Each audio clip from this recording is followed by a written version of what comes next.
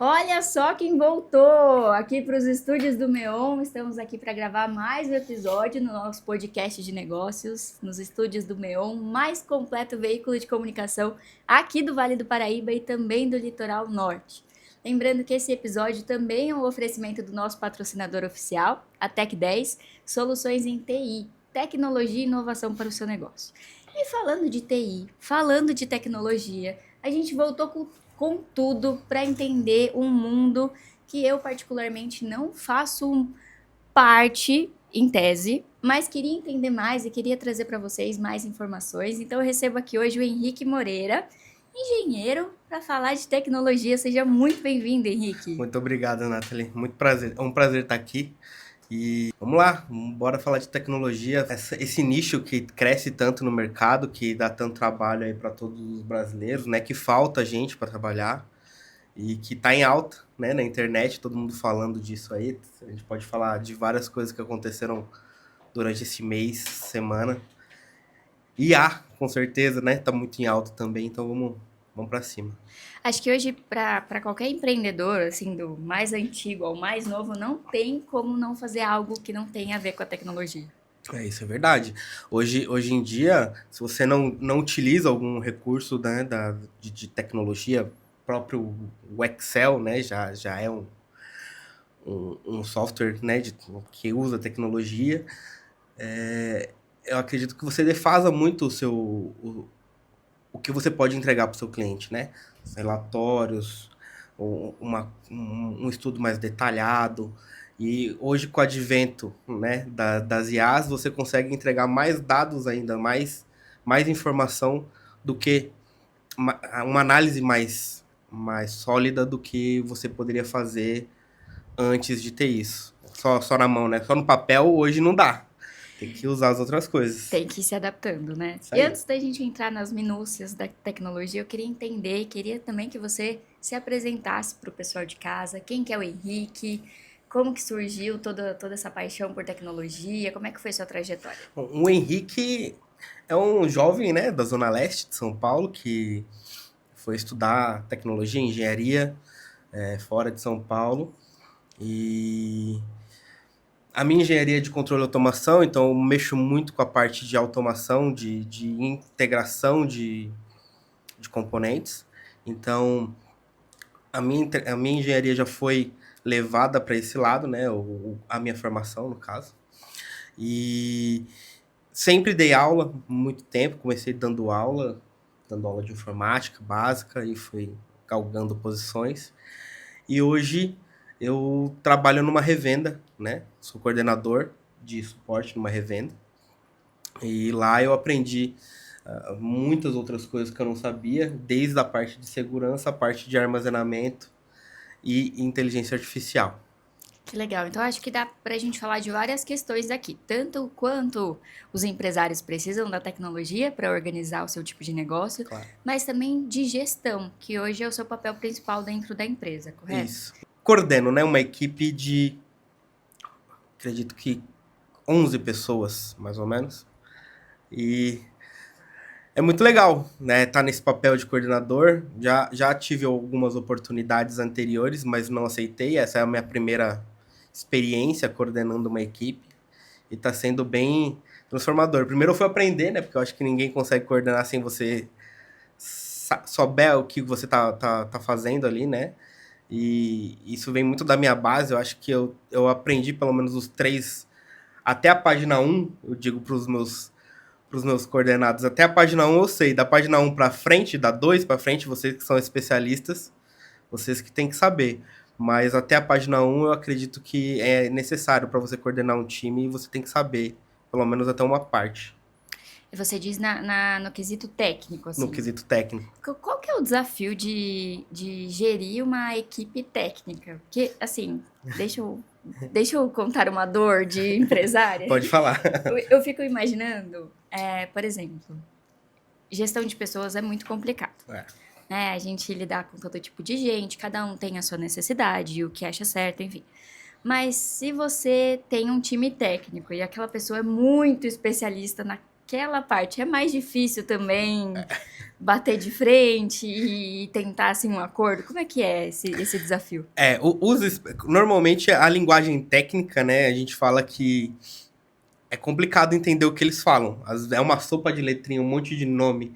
SISO, aí vem Mitre, aí tem vários tipos de nome relacionados à tecnologia desse pessoal tech, né? E aí a gente precisa traduzir isso para as pessoas que não são técnicas. E gerir essa galera é entender que eles não são máquinas, eles também têm as suas dificuldades, né? A gente precisa entender o perfil de cada um, ter uma escuta bem ativa, sempre conversar. Eu tento trazer sempre eles pro lado da amizade, ver como é que eles estão fora da empresa, isso eu acho muito importante. Entender qual que é o momento daquela pessoa, né? Porque a gente trabalha com pessoas. Por mais que eu trabalhe com tecnologia, quem faz a tecnologia virar, suportar essa tecnologia por trás são as pessoas. E as pessoas têm problemas. E a gente precisa entender os problemas dessas pessoas para que esse problema não interfira no funcionamento da ferramenta. E todo mundo tem alto e baixo. A gente trabalha com profissionais de alta performance, eu digo. Mas até as pessoas de alta performance têm falhas, né? A gente teve aí Simone Biles, que recentemente alargou até a ginástica olímpica, é um dos exemplos. E acontece muito, né? O TI tem um alto índice de burnout, bem grande, tem até estudos falando sobre. Nossa, eu não Porque sabia. as pessoas elas não conversam, né? Elas ficam dentro de casa e a maioria delas, né? A gente trabalha num sistema híbrido lá na empresa, mas a maioria delas elas ficam dentro de casa, elas não conversam com outras pessoas, conversam só com máquinas. E aí isso acarreta muitos problemas, né, para a pessoa, se sente sozinho e leva o burnout. Então você tem que sempre levar para esse lado de pessoas. A gestão de pessoas é mais para entender o que a pessoa está passando no momento dela e aí caminhar com ela junto, né? Você tocou nesse assunto, é até um ponto que eu nem tinha pensado sobre isso, mas existe uma estratégia específica do seu ponto de vista de gestor, em trazer essas pessoas mais para perto, ainda que com trabalho remoto, para manter a motivação, para deixar a equipe engajada? Como é que é feito? Claro, a gente faz sempre as reuniões, né, todos os dias com todo mundo junto, brincadeira, aquela resenha que não pode faltar. Eu tento sempre deixar o assunto leve. A gente sabe que tem que falar sério em alguns momentos, mas não é todo momento que é para falar sério. Então, eu tento trazer eles para esse lado. A gente tem sempre algumas confraternizações durante o ano, tem evento que acontece e a gente leva eles para os eventos. Então, tem ali um coffee break, um happy hour depois. Tem que ter um momento de descontração, nem tudo é só trabalho. E aí, dentro disso, a gente envolve família também, né? A gente traz. Muitos dos meus colaboradores vão lá em casa, a gente faz churrasco, troca ideia, joga junto. Então, isso traz uma proximidade para que não tenha essa defasagem de ser trabalho, casa, mas andar tudo junto. Não digo que a empresa é uma família, não é. Não é uma família, mas eu quero transformar ela pelo menos esse é o meu pensamento, uma coisa mais humanizada, menos, lógico, tem que ter a parte séria, mas um pouco mais humanizada para que a gente tenha menos percas ao longo do tempo. Esse ano, eu não tive nenhum afastamento por atestado médico, nem nada. Então tá funcionando. Ver Tá na funcionando. prática, né? Tá funcionando. Tem algum mecanismo tecnológico nesse sentido de gestão de pessoas? A gente tem alguns aplicativos que você consegue gerir pessoas, né? Gerir o que a pessoa está fazendo de casa, por exemplo, né? Tem muitos aí no mercado que a gente consegue saber. Aconteceu recentemente do Itaú, né? Então não mandou um monte de gente embora por conta da IA. Conta essa fofoca pra Você gente. não ficou sabendo disso aí, não? Não. Então, aí, o Itaú, ele instalou um software nas máquinas dos colaboradores, a IA trouxe um relatório errado do ponto de vista de de vários analistas que esses colaboradores não estavam performando bastante. Esses colaboradores estavam de home office. E aí ela pegou esse relatório e mandou uma galera embora. E aí volta a frisar que alguns analistas falam que a IA foi totalmente errada, eles analisaram somente o relatório, não viram o que as pessoas faziam e ficou defasado o mercado. Então tem que analisar bem por ferramenta, porque a ferramenta ela vai te trazer um relatório, mas pode ser que aquele relatório não diga a verdade, né? Porque as pessoas que elas trabalham de home office, elas trabalham, além do computador da empresa, elas trabalham de outras maneiras, telefone, né? Não é só digitando ou clicando em alguma coisa. Mas foi uma galera mandada embora. Caramba. O pessoal agora em casa deve estar tudo lá assim, né? O tempo inteiro. Então, o povo agora coloca um coisinha. Nossa, deixa eu mandar um Word aqui, do nada. Se tiver aplicativo com IA, tem que tomar cuidado. Eu conversei com um empresário uma vez, e ele é do ramo da tecnologia, de inteligência artificial, e ele falou que existe um... Eu não sou técnica, tá, gente? Peço desculpas. Mas existe um programa, um software, não sei, que ele consegue ver se a pessoa realmente está trabalhando. Então, como se fosse um escritório virtual. Sim. E aí, por exemplo, é até bonitinho, porque eu vou até a sua mesa, assim, o meu bonequinho vai até a sua mesa, e se eu converso com você, já automaticamente abre a sua câmera. Então, por exemplo, se você não estiver em frente ao computador, ou se você, de repente, estiver de pijama, não aconselho. Não aconselho, Mas acho que, de certa forma, o que eu quis dizer é que a tecnologia ela também vem se adaptando às pessoas que trabalham de casa, que precisam performar para você que é gestor e te entregar resultado, mas que também tem outro lado de que o trabalho em casa ele é diferente do trabalho no escritório, em que a gente fica ali 8 horas. Com certeza, totalmente diferente. Trabalho em casa eu analiso de duas formas. Você acaba trabalhando mais, entregando mais coisas, né, na realidade. E trabalha no escritório, você acaba tendo um network maior, entregando algumas coisas, entrega, acho que vamos falar que todos os dois entregam, mas o de casa, ele acaba tendo, como ele não tem que fazer o trajeto do trabalho, então ele pode começar um pouco mais cedo e entregar mais coisas por conta disso. Uhum. Ou em trabalhar até um pouco mais tarde e entregar mais coisas por conta disso. Te dá um pouco de liberdade. O trabalho presencial, ele é legal porque você faz um network maior, você troca conhecimento, né? Eu acho que o futuro é o híbrido. A gente mesclar aí um pouco dos dois, porque é bom, e aí por conta dos estudos, né, do burnout nos últimos anos do home office, é bom você ter um contato com outras pessoas, com outros seres humanos, a gente não é um animal que vive sozinho. E o bom do home office é que você consegue fazer outras coisas também, né? Além das entregas, você consegue prestar mais atenção num curso que você esteja fazendo, numa palestra que você esteja escutando, num webinar, né? Essa área de tecnologia tem muitos webinars. Você tem aquela hora para você fazer isso. E no escritório você não consegue prestar atenção em nada. Pelo menos quando eu vou pro escritório, é muito difícil eu conseguir parar e assistir um webinar todo completo e entender o que tá passando naquilo lá. Eu até assisto, mas eu tenho que reassistir em casa. Você, como gestor, você faz esse equilíbrio também da sua equipe? A gente tem uma divisão lá de quem fica home office, quem fica presencial. Os júniores a gente acaba mandando mais para a empresa. Os júniores plenos a gente manda um pouco mais para a empresa do que o sênior, né? Porque o sênior a gente já entende que ele tem uma responsabilidade maior, ele consegue discernir do que tem que fazer, do que não tem que fazer. Uhum. Já o júnior e o pleno não.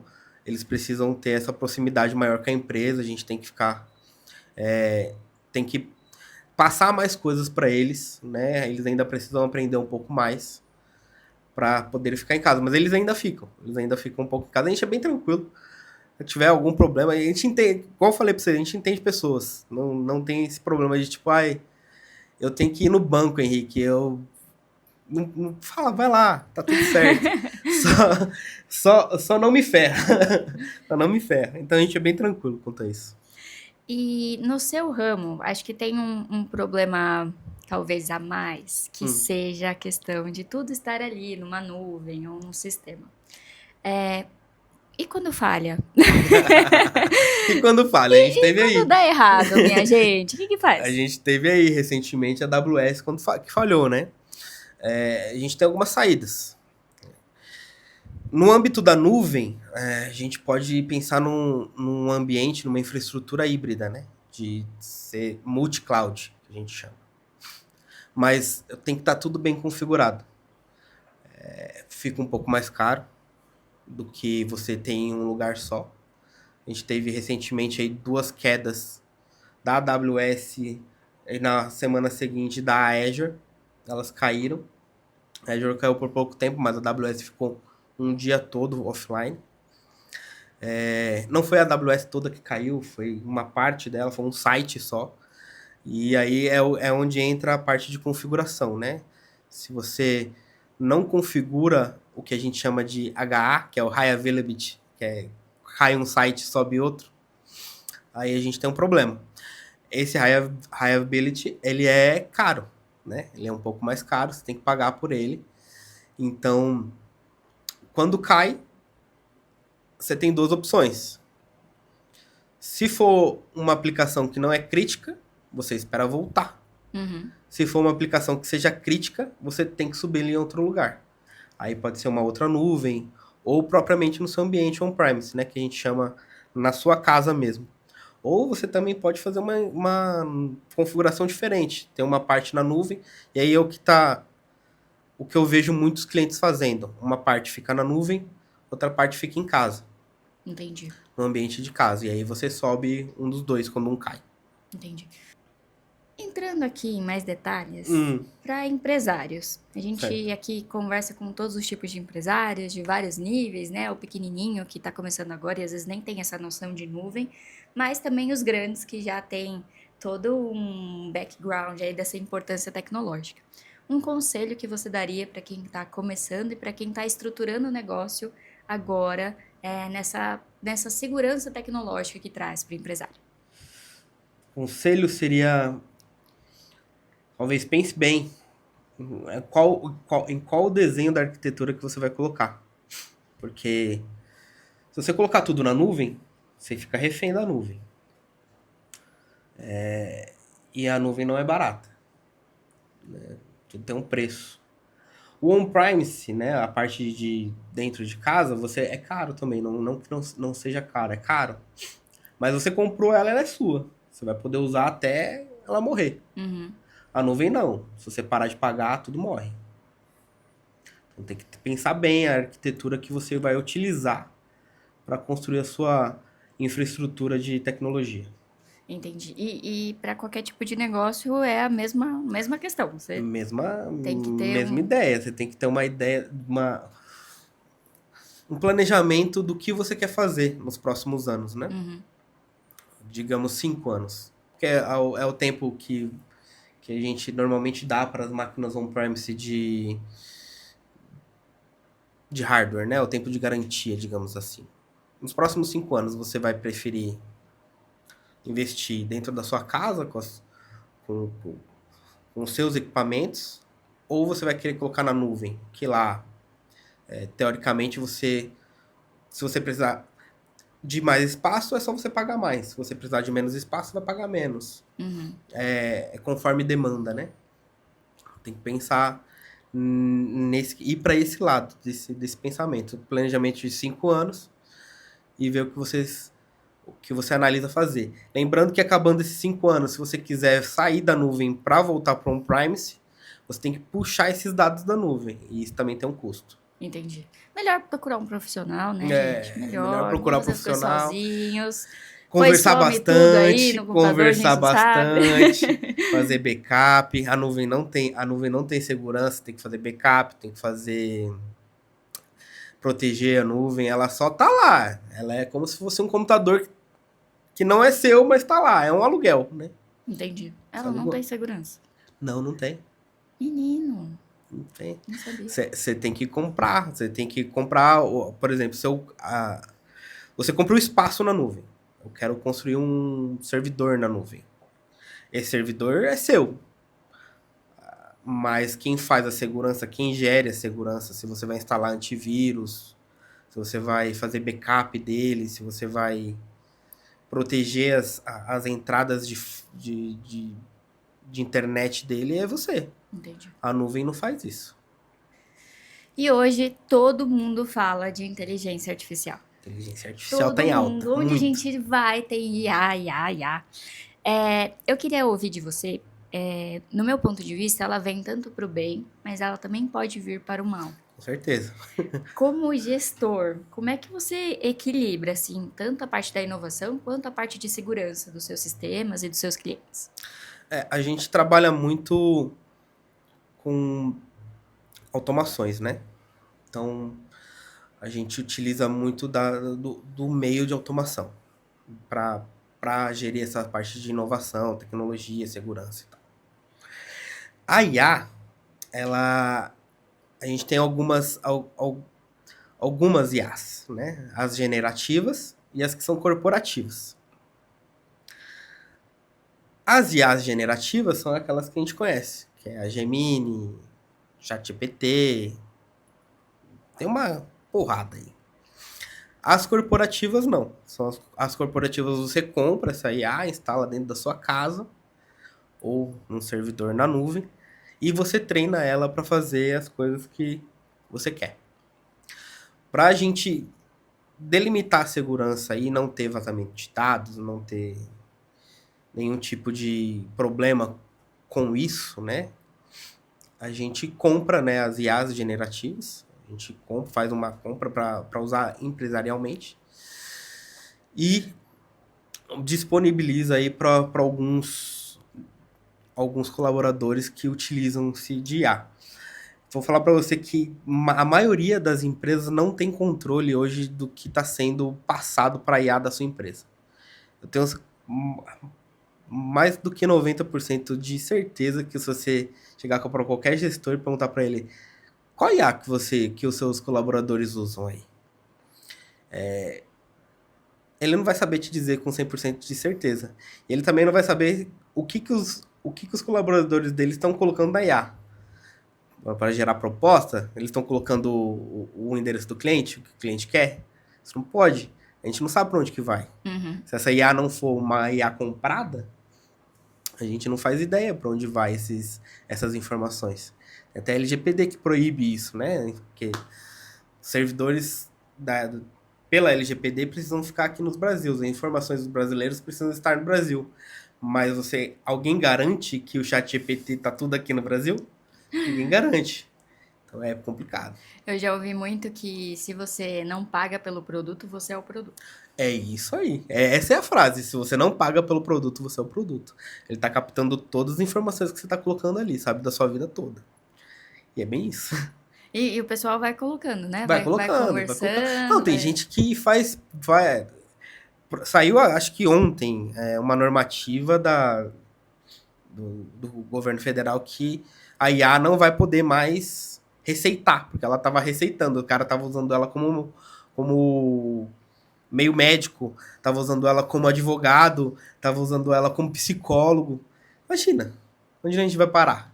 Assim, entendo que a gente vai evoluir e um dia, talvez, teremos, né, agentes de inteligência artificial que farão esse papel. Mas hoje não. Hoje eles te dão muita informação errada. Te dão informação que... Eu ouvi uma advogada falando que tem muito advogado que está usando para fazer petição. E aí o ChatGPT é mundial. Então ele pega a petição, né? Eu não sei muito bem como é que faz, mas ele pega, o advogado coloca lá que ele quer fazer uma petição e ele pega a lei dos Estados Unidos, que não tem nada a ver com o Brasil, e faz lá a petição e ele chega na frente do juiz e ele acaba passando vergonha. Então saiu, eu vi hoje essa notícia, saiu, acho que ontem, essa normativa do governo que não poderão mais pedir conselhos nem de médicos, nem conselhos para fins legais para o ChatGPT, Gemini, enfim. É uma boa. Nossa produtora maravilhosa aqui uma vez falou, ai meu Deus, eu tenho medo dessa geração que tá se formando com, com IA. É, Porque a gente foi na raça, a né? gente foi. A gente, galera, não gente, tinha IA. não tinha nada. Você conseguia colocar 12 fotos no Orkut. No máximo era um Google, assim, você falava, nossa, aqui tá me ajudando. E Mas no máximo, Veja, eu lembro que eu fiz um trabalho com a Veja, tive que recortar aqui assim, colocar que era o Osama Bin Laden, tinha que colocar um papel canson, não tinha nada disso. nossa, cansou. Papel canson, Eu quero falar de uma parte que você desenvolve muito bem. Hum. Inclusive, quero conselhos. LinkedIn. LinkedIn. Hoje a gente sabe que se tornou uma ferramenta poderosíssima, tanto para profissionais técnicos, como é a sua área, mas também para diversos outros tipos de profissionais, empresários, empresas também estão investindo mais em deixar o LinkedIn mais atualizado, né? Conta pra gente, como é que é a sua experiência? Cara, o LinkedIn é engraçado, porque assim, eu tinha pouca gente no LinkedIn até novembro do ano passado. Tinha acho que 2.000 pessoas só. E aí eu publiquei algumas coisas lá sobre vulnerabilidade. Teve um ataque que aconteceu muito grande no final do ano passado. E aí eu publiquei e eu meio que viralizei no LinkedIn. Aí hoje eu tô com 15 mil seguidores, eu acho, mais ou menos. Caramba. E internet é um negócio muito louco. E depois que eu viralizei no LinkedIn, né? Posso dizer assim, mas não. Sei que 15 mil para quem trabalha com Instagram não é muito, mas 15 mil pro LinkedIn para mim foi sensacional. Depois que eu viralizei lá, eu comecei a estudar muito sobre. E eu vejo que o LinkedIn ele tem um campo muito grande para negócios, né? Negócio, treinamento, serviço.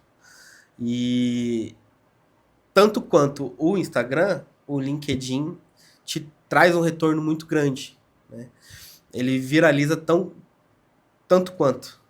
Eu postei sobre a queda da AWS num dia, no outro dia tava batendo 30 mil views. Caramba. E orgânico, sem colocar nenhum real nisso, sabe? Uhum. E o que vale lá é informação de qualidade. Acho que levar serviços para o LinkedIn, você demonstrar que você é um técnico, uma pessoa de confiança, né? Um true advisor, que a gente chama em tecnologia, é muito, muito benéfico para a pessoa. E como a gente estava comentando há pouco, eu acho que o LinkedIn é como se fosse a linha vermelha. Para quem não é de São Paulo, a linha vermelha ela sai da Zona Leste e chega no centro. Aí dentro da linha vermelha tem a linha amarela. A linha amarela já é no centro, é a Paulista. As mesmas pessoas que andam na linha vermelha, andam na linha amarela. Só que na linha vermelha você vai parecendo uma lata de sardinha. Aí você chega na linha amarela, é todo mundo educado. É a mesma coisa. O LinkedIn é a linha amarela, a linha vermelha é o Instagram. Então, você ganha dinheiro.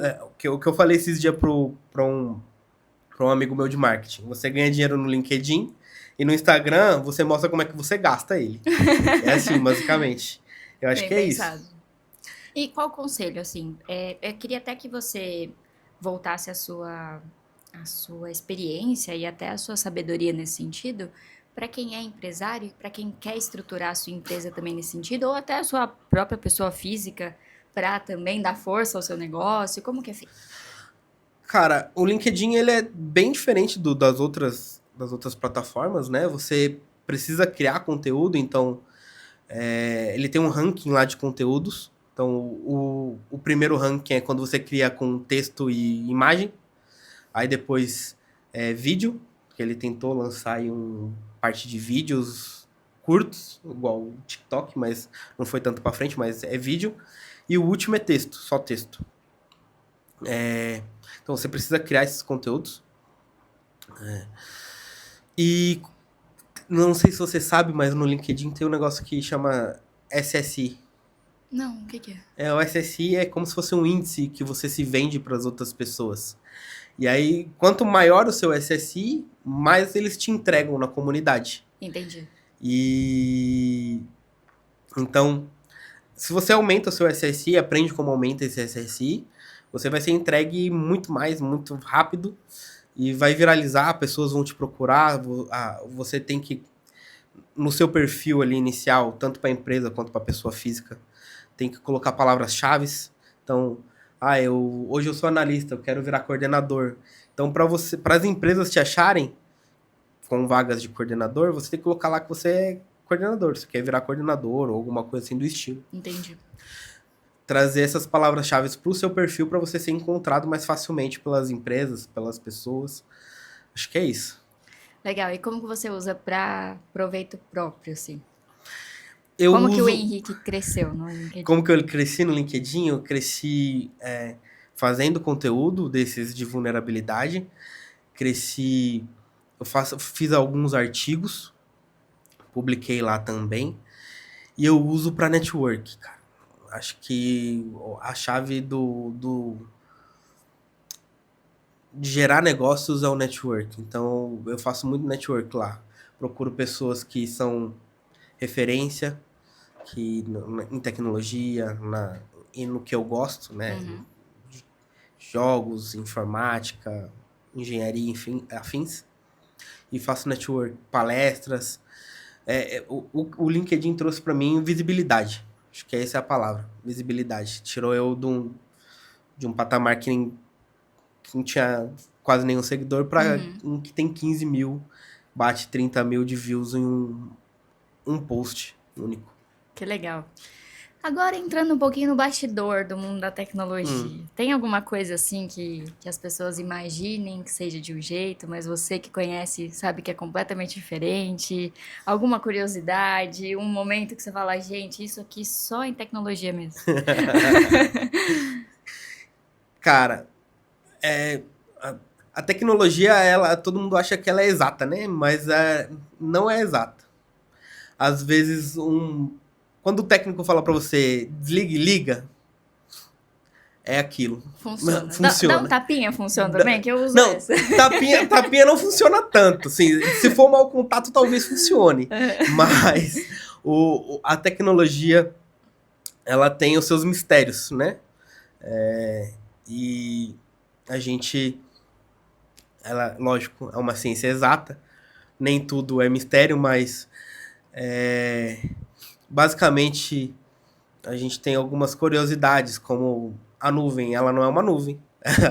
São lugares físicos, né? Elas estão em lugares físicos. Os cabos, o que traz internet pra gente não é só satélite, é cabo marítimo. Isso aí muita gente não sabe o que é cabo marítimo. Chega lá pela Bahia, o cabo Fortaleza, tá tudo vindo por lá. Tem um vindo agora por Santos. Curiosidades no mundo de tecnologia são basicamente esses. E que o usuário é complicado. Normalmente, o usuário faz algumas coisas que o técnico nunca vai imaginar. Então, sempre vai dar errado. Tudo certo. Tecnologia foi feita para dar errado. É isso. Até porque se não der errado, né? É verdade. A gente vai acabar o emprego da gente, tem né? Que dar errado. Tem que dar errado. Queria que você deixasse um recado pro pessoal de casa da importância do seu trabalho, da importância, assim, do seu meio, como você até se diferenciou. Hoje já é líder de equipe, já representa um bom caminho dentro do LinkedIn também e está cada vez mais trabalhando conteúdos, está cada vez mais se mostrando, aceitou vir aqui conversar com a gente sobre isso, até num meio um pouco diferente, assim, porque muitas vezes a gente até nem olha para isso, né? A gente só fala, liga para alguém e fala, pelo amor de Deus, vem me socorrer. E é importante deixar o seu ponto de vista profissional. Eu vi uma frase uma vez, uma menina, no LinkedIn mesmo, que ela fala que o suporte, ele é muito marginalizado, que o povo sempre vai atrás do desenvolvedor, do programador de software, mas sem a sustentação do cara do suporte, porque tá tudo rodando, você não tá tendo problema hoje, porque alguém tá te dando um suporte ali por trás. Então, o suporte é muito importante, é de suma importância para a tecnologia. Então, a gente tem profissionais excelentes de suporte, e é uma área muito legal de se especializar. Não é só TI, não é só desenvolvimento, tem mais coisa por trás.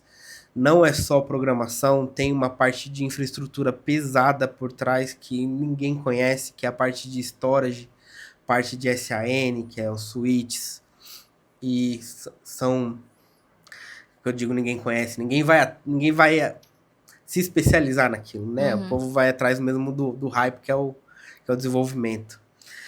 E acho que é isso. Acho que o que me trouxe até aqui, né? E aí a outra pergunta, o que me trouxe até aqui foi resiliência, acho.